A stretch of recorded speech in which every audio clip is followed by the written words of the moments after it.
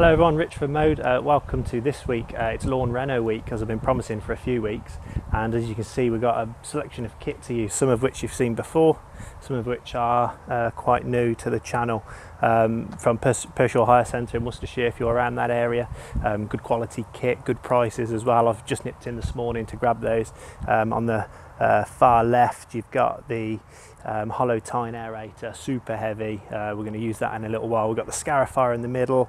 We'll talk a bit about scarifiers a bit later. Electrical, petrol. This one's a petrol one. Then we've got my old trusty Cobra mower. It's going to get abused today, picking up a lot of the tines that come out. It's going to be picking up a lot of the thatch as well that we pull out with the scarifier, so that is going to get abused today, so don't use your best mower. We've got the lute for levelling the topsoil. We've got me bucket spreader, which you'd have seen a few videos ago. I think it was week 4 of the lawn reno. That I'm going to use that for spreading the seed, and also for the high phosphorus fertiliser we're going to put down, which is basically a pre-seed fertiliser, just to get a really good kind of establishment, get the roots going before I put the topsoil on. And the topsoil doesn't arrive till tomorrow, but I'm going to get a head start today and just get the heavy work done. So as you know from the last video, I've taken the level of the cut down from level 3 right down to level 1, and believe it or not, it is at level 1 now, and it doesn't look too bad. I thought it was going to struggle a bit more than this, but I've got it right down, so when I get the scarifier out, we can really get into some of this thatch. And there are a few areas around the back of the garden you see that are just a little lighter, they're not green. That is where I've got some really heavy thatch areas. So this lawn, to be fair, for 2 years hasn't had any treatments done to it in terms of scarifying aerating, because we've had an extension, we've had sewer work being dug up here. So this garden's had it quite hard, so it needs a really good going over. We're going to be quite brutal with the scarifier because of the seed and fertilisers we're going to put down with it. Once we've done the scarifying and we've picked up all of that thatch off the top, we're then going to use the hollow tine aerator just to take out loads of cores, and then we're going to fill those cores with fertiliser, with seed, with topsoil, and we're basically creating thousands of little plant pots all over the lawn where the new grass can establish. Might seem a bit weird doing it now this time of year where we're kind of mid-August. Really I'd like to wait another 4 weeks or so, but doing it now because the kids are away for a week, so they're not going to run on the lawn and ruin it, and then we're away for 2 weeks, so the lawn's going to have a nice bit of time to recover on its own. I've looked in the forecast, there's a bit of rain coming as well, so that's why we've chose to go a little bit early this year. And that's the thing with lawn care, sometimes you just got to fit it in when you can. So we're not going to hang around today. I'm going to start straight away with the scarifier, and you can, if you want to see how the scarifier actually works, then we've got that in a different video that I'll tag here in a moment. But yeah, well, let's get started.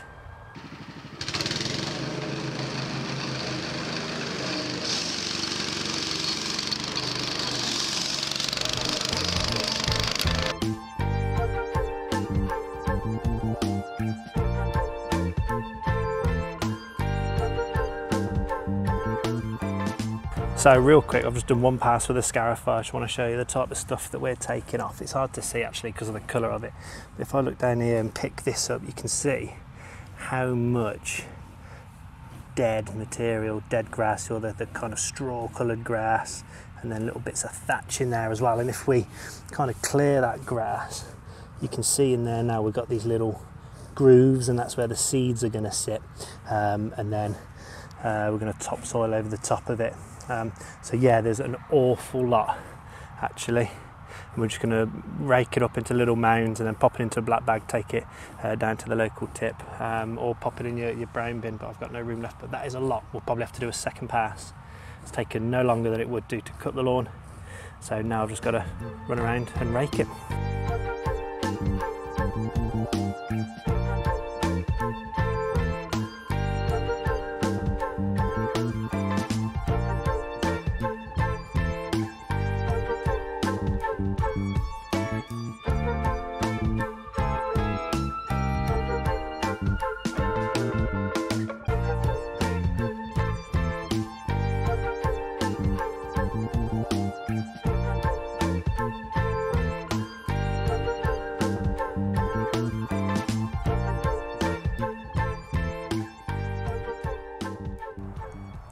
So we've just finished using the hollow tiner, so I wanted to show you give you a quick example of what's happened, and I'll show you right down here in a second. But ultimately it's pulled out a load of cores, and I'll do some close-ups in a bit, but it's pulled out a load of cores, and what you can see down the bottom, apart from that little worm, it's good soil, is the soil down here, and then a little bit of thatch layer there, that springy bit. This is not actually too much, that's not bad.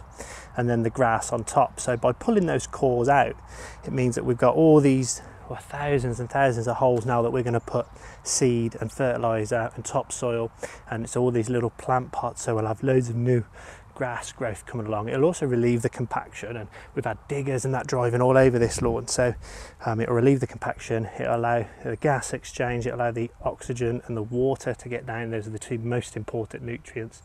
And the question now for a lot of people is what you do with the cores. You can pick them up, but as you can see, it's just topsoil, so there's absolutely no need whatsoever.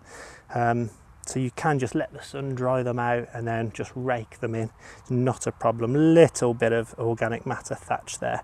In fact, that's quite a good example of it. But I will probably run the mower over here and pick them all up, because when I put the topsoil down, I want it to be as clean as possible. But yeah, this is the hollow tine. This is heavy. This is heavy, and the ground's still a little bit soft, so it's allowed me to actually get, you know, the whole tine in. We've probably gone in probably an inch. Yeah, we've gone in, to the first knuckle, so just less than an inch. And if you do this while it's too dry, it'll just bounce off the top. You can put sandbags on top, we'll have to weigh it down, but you've got to pick your tine for hollow tine. You really want to make sure the tines get in deep. And actually you can see, even though we've not had rain for a week, you can see how damp a lot of the soil still is. And that shows you how well the wetting agents and the seaweeds actually do under the soil. The wetting agent we've put down is retaining the moisture right in that root zone, so if you ever needed proof, there it is right there. But what I'm going to do, I'm going to spin this around, see if I can show you the mechanics at the back. And down here, I'll do some close-ups in a bit, but ultimately we've got these tines, and these are what go in. So we start up the engine just like normal, and when you're ready to go, you'll just drop the tines down, and it is those that then stick into the turf. You can see them just going in there, and then they'll pull on up and leave a lovely core. So that's how we use the hollow tine aerator. Again, this one was from Pershore Hire Centre, as was the scarifier. Really good kit, really good prices, really good customer service. So now I've just got to load that back in the car and get it back. Okay, so we've finished the scarifying and hollow tine aeration. I'm going to come down here, show you, we've got some really good cores down here, so let's just pick one of these up. This is what we're looking at, that's what we've taken out. You can see the grassy top on there, believe it or not, that was a grassy top.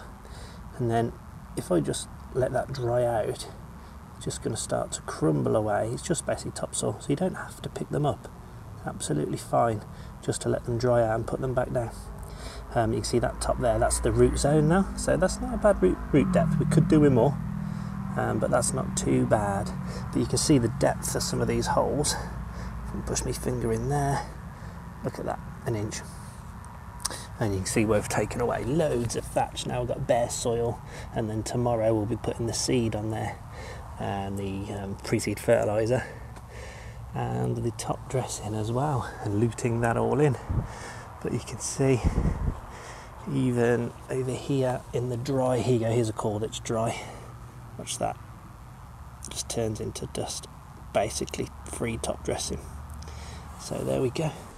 So scarifying, aerating, all finished yesterday. We've got all the holes now. I did just quickly run the mower over again this morning just to pick up all the cores that I said we were going to leave down. Just got rid of them so we can show you the actual, you know, the soil surface now. But back to overseed it. 35 grams per square metre of the seed that I've got. That is actually quite a lot, to be fair. It's about 5.2 kilos for the amount of ground that I've got. About 160 square metres in the back. So this is where the bucket spreader comes in, really useful. If it was the hand spreader, could do it. Just take a couple of refills, 5 refills, 6 refills, something like that. They just allow me to do it in one pass. So I'll go across the garden, up and down the garden, and then I'll just keep going in diagonals, different directions, just to get a really even coverage. Don't be tempted to throw a load down into the bare patches, because then all you'll have then is just too much kind of grass seed, all competing for the same nutrition, water. This is just a gentle overseed, and then we'll put the fertiliser down.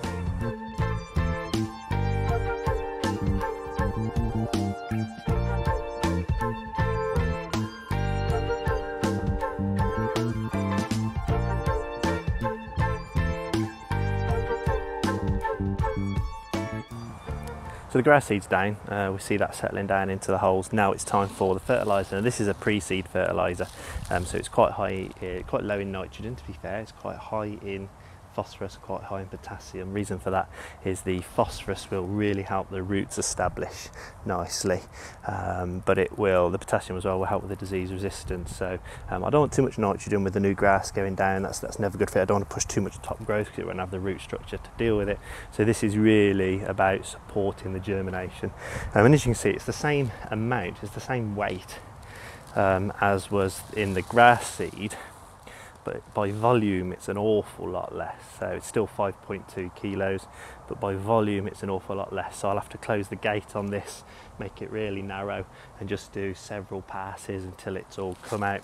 Really quite big prills, that's fine because that will just help us push that prill into these hollow tines that we've made.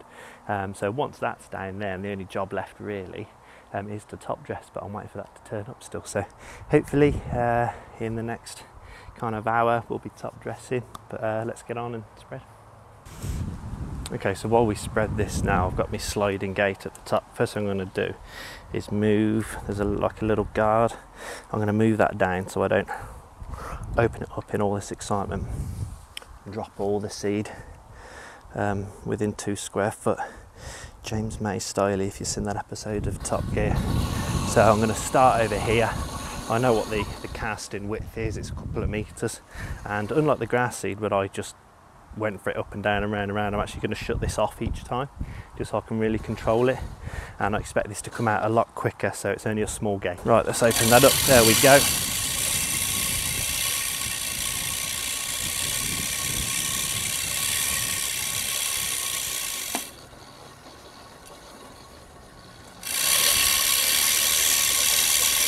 And they're casting much wider. I can see them like little balls pinging out. They're much wider cast, and because they're quite big, I can actually see where I've been. Level's going a little bit lower now in there, but we're okay. Making sure we're going to try and get another pass. And the thing here is, if I walk quicker, it's going to cast further. If I walk slower, it's going to cast slower and a lot narrower and put a lot more down. So something to remember when you're spreading. Can keep them consistent.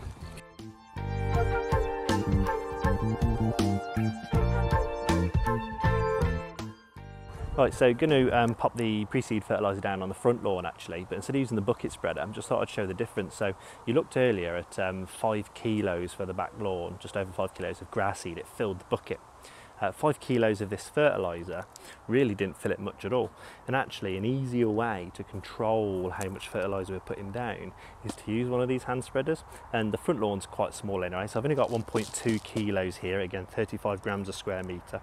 It's actually not that much, so I'm just going to show you now. We did a video a few weeks ago about how to apply, so I'm just going to use this to put it down, and you can see I'm just going to spin the table first, and as soon as I let go it's going to fire them out. So this is just a really easy controlled way of doing smaller areas or heavy products.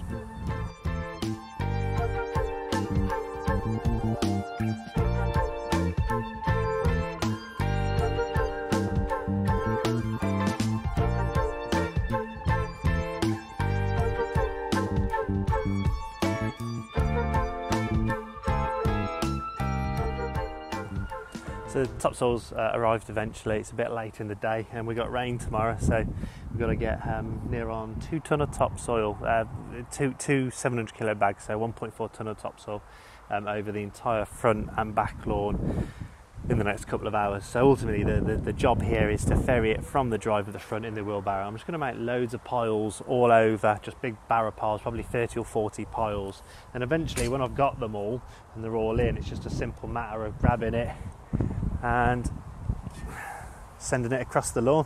After that we'll loot it up, but now for the hard work.